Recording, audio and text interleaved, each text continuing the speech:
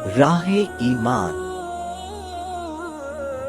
Don't forget to subscribe our channel.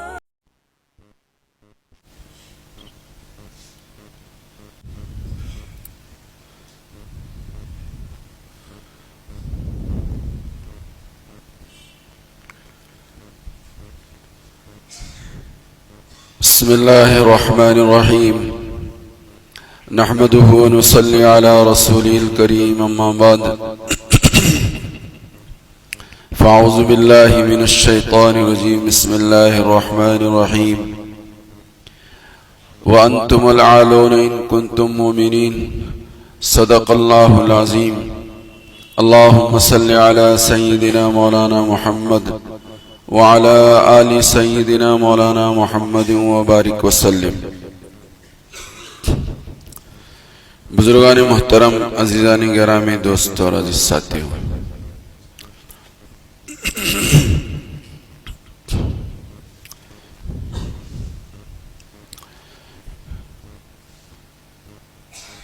ہمارا ملک آزاد ہوئے تقریباً 75 سال ہو گئے اور جمہوری بن کر تقریباً 73 سال ہو گئے.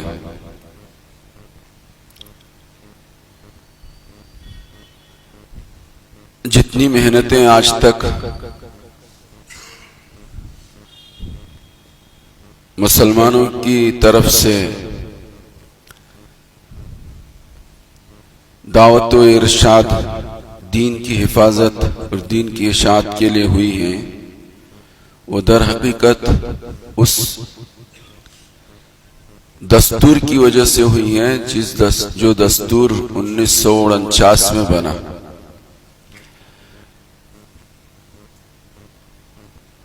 محنت کرنے والوں نے جتنی محنت کی ہے وہ سارا اجر و ثواب ان کو ملے گا. جن حضرات نے اس ملک کا دستور ایسا بنایا کہ جس دستور کے بنانے میں اس بات کی رعایت کی گئی کہ اس ملک میں 2 باتیں خصوصیت کے ساتھ ہوں گی. ایک بات تو خصوصی اس ملک کی یہ ہوگی کہ اس میں یکساں سب کو حق ملے گا. ہمارے دستور کی خوبی یہ ہے کہ ہمارے ملک کے ہر باشندے کا مقام، مرتبہ، درجہ، حق یکساں ہے. یہ ہمارے ملک کی خصوصیت ہے. اور دوسری خوبی اس ملک کی یہ ہے کہ اس ملک کے اندر بے شمار جات پات کے، مذہب کے لوگ رہتے ہیں. ہزاروں کی تعداد میں الگ الگ قبیلے، الگ الگ خاندان، الگ الگ تہذیبیں، رسم و رواج اور نظریے اور عقیدے اور سوچ اور بچار کے رکھنے والے اس ملک میں ہیں. ہر سوچ، ہر بچار، ہر عقیدے، ہر نظریے کے مطابق ہر آدمی کو اپنے رسم و رواج کو انجام دینے کی مکمل آزادی اس ملک میں دستور نے دی ہے. اسی دستور کی ملی ہوئی اس آزادی کی وجہ سے ہم مسلمان بھی یہاں پر دعوت و ارشاد کا کام کرتے رہے آج تک. اسی دستوری حق کی وجہ سے. اور جہاں کہیں رکاوٹیں آتی ہیں تو شکایت کرنا ہمارا حق ہے. یہ شکایت کرنا بھی اس دستور کی وجہ سے ہے.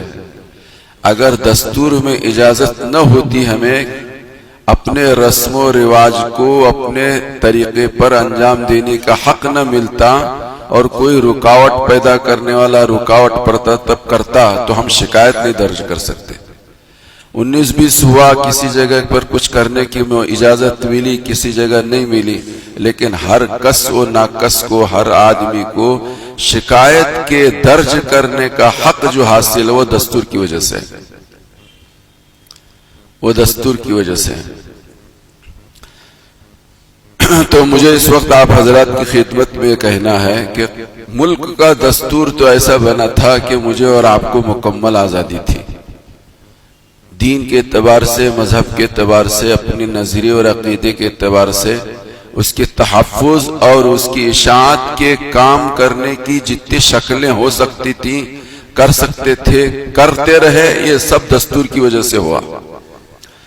اس آزادی کے ساتھ ہم نے یہ کام کیا، جس کا نتیجہ یہ ہے کہ آج اس ملک کے اندر 4% 5% لوگ جو ہیں وہ مسجد کو آباد کرنے والے ہیں۔ اس دستوری حق کی وجہ سے اور اس دستوری حق کے بعد محنت کرنے والوں کے محنت کے نتیجے میں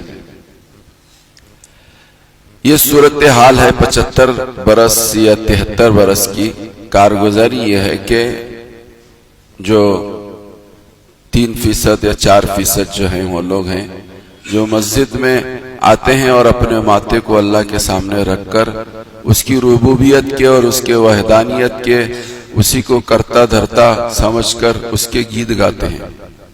بقیہ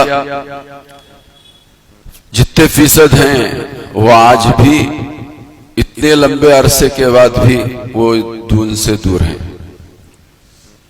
محنت کرنے والوں نے بہت محنتیں کی، جیسا کہ آپ تمام حضرات جانتے ہیں۔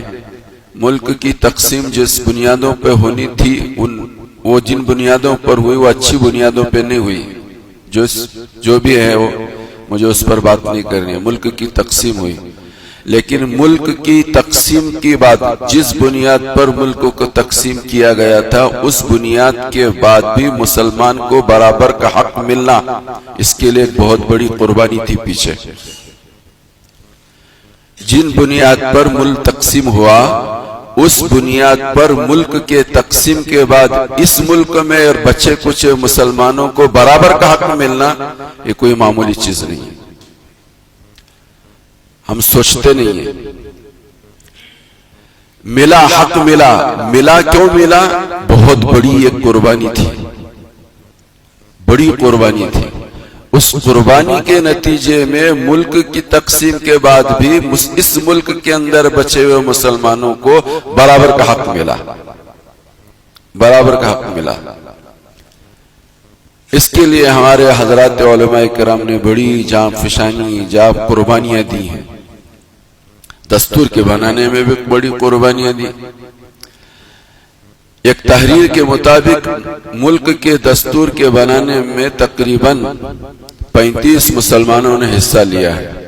جو کمیٹی بنی تھی دستور کے بنانے کے لیے اس میں مسلمان 35 تھے، جس میں حضرت مولانا حفظ الرحمان سہاروی اور حضرت مولانا ابوالکلام آزاد، مولانا حسرت موہانی، یہ بڑے بڑے جلیل القدر علماء کرام تھے۔ ان کا مقصد ہی یہی تھا کہ اس ملک کے اندر ایسا دستور بنے کہ سب کو یکساں حق ملے۔ اس کے لیے جانفشانی اور قربانی اور رات دن اس محنت میں لگے رہے۔ حضرت مولانا ابوالکلام آزاد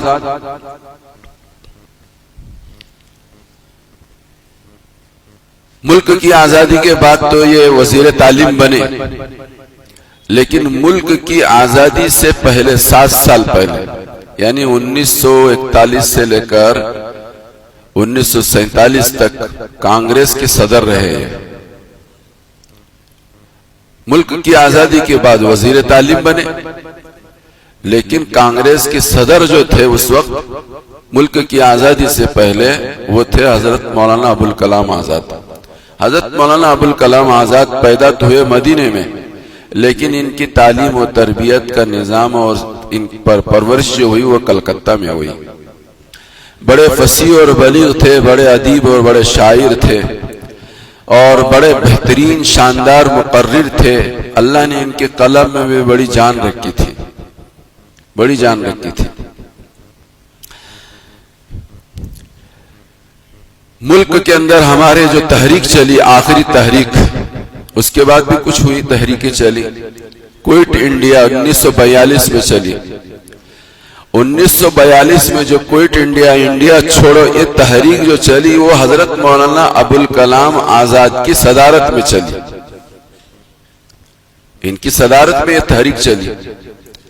1939 میں جرمنی نے اعلان کر دیا تھا برطانیہ کے ساتھ جنگ کا، جس کو عام طور پر یہ کہا جاتا ہے کہ یہ دوسری عالمی جنگ 1939 میں جرمنی نے اعلان کر دیا جنگ کا برطانیہ کے ساتھ، اور برطانیہ کی حکومت ہمارے ملک میں تھی، ہمارے ملک میں تھی۔ تو جبری طور پر ہندوستان کے باشندوں کو برطانیہ اپنی حکومت میں لے رہی تھی، جبری طور پر، زبردستی۔ اس جنگ سے ہندوستان کا کوئی سمبند نہیں تھا، لیکن صرف اور صرف برطانیہ کا مفاد اس میں تھا کہ ہمارے ملک کے باشندے بھی ان کا تعاون کریں، اس لیے زبردستی برطانیہ ہمارے یہاں کے باشندوں کو اپنی فوج میں بھرتی لے رہی تھی، اور تقریباً 5 سال جنگ چلی، 1939 سے لے کر 1943 تک، یہ 5 سال تک عالمی جو جنگ، دوسری جنگ عظیم ہوئی، یہ 5 سال تک چلی۔ اس 5 سال کی جنگ میں 2 لاکھ ہندوستانی شہید ہوئے، زبردستی۔ تو ہندوستان کے باشندے جو ہیں اس سے ناراض تھے، جگہ جگہ اس کے خلاف آواز اٹھا رہے تھے، لیکن 1942 میں ایک نمائندہ، خصوصی نمائندہ کرب سے ہندوستان آیا، اور وہ اس غرض سے آیا تھا کہ اس موقع پر ہندوستانی عوام کی ذہن سازی کی جائے اور ان کو برطانیہ کی امداد کے لیے آمادہ کیا جائے، کھڑا کر دیا جائے، برطانیہ کی امداد کریں۔ اس کے نتیجے میں عارضی حکومت ہندوستانیہ بنا لے، باقی حتمی اختیارات جو ہیں وہ جنگ کے بعد دیں گے۔ یہ عالمی جنگ جرمنی اور برطانیہ کی ختم ہو جائے گی، اس کے بعد ہندوستان کا مسئلہ جو بھی ہے اس کو حل کرنے کی کوشش کریں گے۔ تو اس وقت جمعیت علماء نے اور کانگریس نے یہ طے کر لیا تھا کہ ایسا نہیں ہوگا، آج فیصلہ ہونا چاہیے کہ یہ ہمارا ملک ہمیں ملے، ہمیں اختیارات ملے، ہمارے سپرد ہو، اور پھر بعد میں اس کے بعد مدد دینا نہ دینا اس کی بات ہو۔ تو یہ خصوصی نمائندہ کرفس جس مقصد سے اس ملک میں آیا تھا وہ مایوس ہو کر واپس ہو گیا۔ نہ کانگریس نے اس کو منظوری دی اور نہ جمعیت علماء نے، اس لیے کہ اس وقت یہی 2 جماعتیں تھیں بڑی، کانگریس اور جمعیت علماء، انہوں نے ان کو رد کر دیا۔ تو اس کی وجہ سے، اس کے ناکام واپس ہونے کی وجہ سے برطانیہ حکومت نے ظلم و تشدد کا بازار گرم کر دیا۔ حضرت مولانا حسین احمد مدنی رحمت اللہ علیہ کو بچرائیوں کی تقریر کا بہانہ بنا کر جیل میں بند کر دیا۔ اس کے بعد بہت ساری گرفتاریاں شروع ہوئی، بہت ساری گرفتاریاں شروع ہو گئی۔ تو اس طرح سے یہ نظام آگے بڑھتا رہا، اور پھر جب گرفتاریاں زیادہ شروع ہوئی تو بجائے اس ملک کے باشندے گھبرانے کے بجائے سڑکوں پر آ گئے، ریل کی پٹریاں اکھیڑ کے پھینک دیا، تھانوں کو آگ لگا دیا، پورے ملک کا نظام دھرم برم کر دیا۔ لگ بھگ 2 ہفتے تک پورا ملک پر سناٹا چھایا رہا۔ یہ صورتحال رہی 1942 میں، 1942 میں صورتحال رہی۔ تو دیکھا ملک برطانیہ حکومت نے، اس ملک کے اندر جو حکومت تھی، انہوں نے دیکھا کہ حالات بہت دیگرگوں ہو رہے ہیں، تو پھر انہوں نے جہاں دیکھا باغیوں کے خلاف انہوں نے گولیوں کی بارش برسانی شروع کر دی، جس کی وجہ سے کچھ مسئلہ ذرا ٹھنڈا سا ہو گیا، لوگ اپنے اپنے گھروں میں پہنچ گئے اور باہر روڈ پر نکلنا ان کا بند ہو گیا۔ لیکن نتیجہ یہ ہوا کہ حکومت وقت نے بھی یہ طے کر لیا، سوچ لیے، مجبور ہو گئی کہ اس ملک میں اب ہمارا حکومت کرنا آسان نہیں رہا ہے، گرچہ ان کے ظلم و تشدد کی وجہ سے کچھ بازار ٹھنڈا سا ہو گیا۔ تو میں یہ کہہ رہا تھا کہ یہ جو کوئٹ انڈیا تحریک جو چلائی، یہ تحریک حضرت مولانا ابوالکلام آزاد کی صدارت پہ چلی، اور جس کے نتیجے میں برطانیہ حکومت کو یہ سوچنے پر مجبور ہونا پڑا کہ اس ملک کے اندر اب آزادی، اس ملک کے اندر ہماری حکومت نہیں چل سکتی ہے۔ اس کے بعد آگے بہت ساری چیزیں ہوئی۔ تو تو یہ حضرات یہ علماء کرام تھے، مولانا ابوالکلام آزاد ہو یا مولانا حفظ الرحمان سہاروی ہو یا مولانا حسرت موہانی ہو، لاکھوں کی تعداد میں ایسے علماء ہیں جنہوں نے اس ملک کے دستور کو، اس ملک کی آزادی کو اور جو دستور ملا اس دستور کو ہم تک پہنچانے کے لیے قربانیاں دی۔ حضرت مولانا حفظ الرحمان سہاروی بھی اس کے دستور ساز اسمبلی کے رکن تھے۔ ملک کی تقسیم کے بعد صورتحال یہ تھی کہ اگر مولانا حفظ الرحمان سہاروی نہ ہوتے اس وقت تو دہلی کے اندر کوئی مسلمان باقی نہ رہتا، اور میوات کا جتنا علاقہ ہے، میواتیوں کے لیے دو ہی شکلیں تھیں، یا تو یہ ہے کہ وہ میوات کو خالی کر دیں یا یہ کہ وہ مذہب تبدیل کر دیں۔ تبدیلی مذہب ایک شکل تھی، یا یہ کہ وہ جلا وطن ہو جائے، ملک کو چھوڑ دیں۔ میواتیوں کے لیے دو شکلیں تھیں۔ تو یہ دونوں خطے ایسے تھے کہ اگر مولانا حفظ الرحمان سہاروی اس وقت نہ ہوتے تو یہ نہ دہلی کے اندر کوئی مسلمان باقی رہتا، نہ میوات میں کوئی مسلمان باقی رہتا۔ یہ صرف اور صرف حضرت مولانا حفظ الرحمان سہاروی کی قربانیاں ہیں۔ وہ میدان میں کود پڑے جبکہ چاروں طرف آگ لگی ہوئی تھی، جس کے نتیجے میں آج میوات بھی ہرا بھرا ہے اور دہلی بھی ہرا بھرا ہے، اور آج دستور ہم تک آج تک پہنچا، اور دستور کی وجہ سے آج تک ہم نے جو کچھ محنتیں کی وہ ہوئی ہیں یا ہوتی رہیں۔ لیکن میرے بھائیو، بزرگوں، دوستو، ہر آنے والا دن ایک نیا رنگ اور نیا روپ لے کر آ رہا ہے۔ ہر آنے والا دن چاروں طرف بندشیں لے کر آ رہا ہے، قانونی بندشیں آ رہی ہیں اور طرح طرح کے ہتھ کنڈے استعمال کیے جا رہے ہیں۔ جو آزادی اب تک تھی، آنے والے دنوں میں ایسی آزادی رہے گی یا اس سے بڑی آزادی ملے گی یا اس میں کٹوتری ہوگی، کچھ نہیں کہا جا سکتا۔ ایسے موقعوں پر اتنی محنتوں کے بعد آج 4% یا 5% یا 3% لوگ مسجد میں آنے والے ہیں۔ تو آنے والے دنوں میں خدا نہ کرے اور 1000 بار نہ کرے، حالات اگر پیچیدہ ہو گئے، قانونی بندشیں زیادہ لگ گئی، تو پھر مسلمان کا کتنا فیصد وہ ہوگا جو مسجدوں میں آنے والا بنے گا اور اپنے ماتھے کو خدا کے سامنے، خدا کے قدموں پر رکھنے والا بنے گا۔ اس کے لیے ہم کیا کر سکتے ہیں؟ اسی وقت سے کرنے کی ضرورت ہے۔ بہت ممکن ہے کہ عمومی محنتیں، عام محنتیں، اس کے لیے رکاوٹیں ڈالی جائیں۔ اس وقت ضرورت اس بات کی ہے کہ ہر گھر کا فرد اپنے اپنے گھر کی محنت، اپنے اپنے گھر کے میں رہنے والوں کے بڑے چھوٹے مرد عورتوں کی فکر کرنے کی ضرورت ہے۔ ہر ایک کو اللہ سے وابستہ کرنا، ہر ایک کو اللہ سے جوڑنا، ہر ایک کا تعلق اللہ سے مضبوط کرنے کی فکر کرنا، فکر آخرت دلانا، نمازوں کی طرف متوجہ کرنا، صوم و صلاۃ کے اہتمام کی طرف ترغیب دلانا، جنت و جہنم کے مذاکرے کرنا، موت اور قبر اور حشر کی یاد دہانی دلانا، یہ آج کی سب سے بڑی اور سب سے اہم ضرورت ہے۔ بقیہ اور ضرورتیں، حالات آتے رہتے ہیں، جاتے رہتے ہیں، آتے رہے ہیں، آتے رہیں گے، اور جاتے رہے ہیں، جاتے رہیں گے۔